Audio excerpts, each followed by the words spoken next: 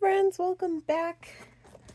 We feel like we're in full spring mode. I know our last frost date is still like a month plus out, but I just feel motivated to be working in the garden. We've been doing that a lot lately, and it is also berry season, and we have been helping ourselves to all the berry sales that have been going on.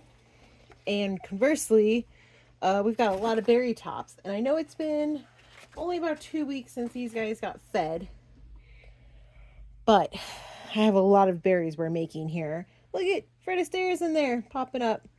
You guys can't tell, but Wally's like right here checking on the food we're going to give the worms today. Now, we gave them obviously some blueberries that had gone bad, some eggshells.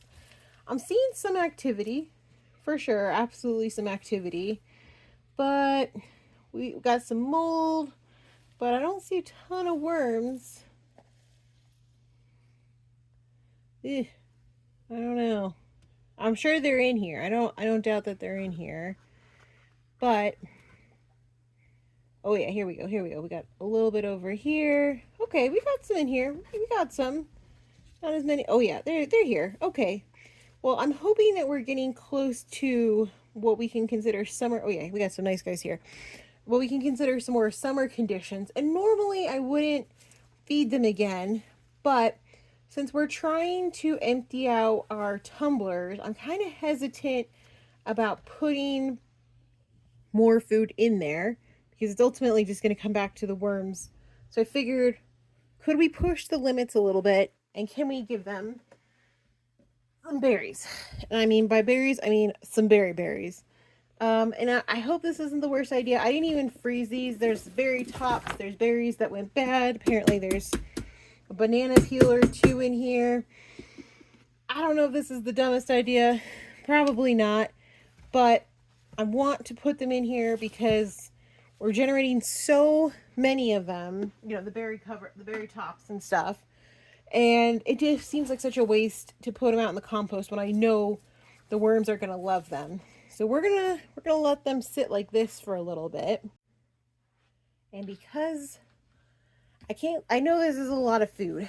I know this is a lot of food. So we're going to give them a good month, I think. I think a month is reasonable for them to polish off the blueberries from the last feeding, then all these new berries.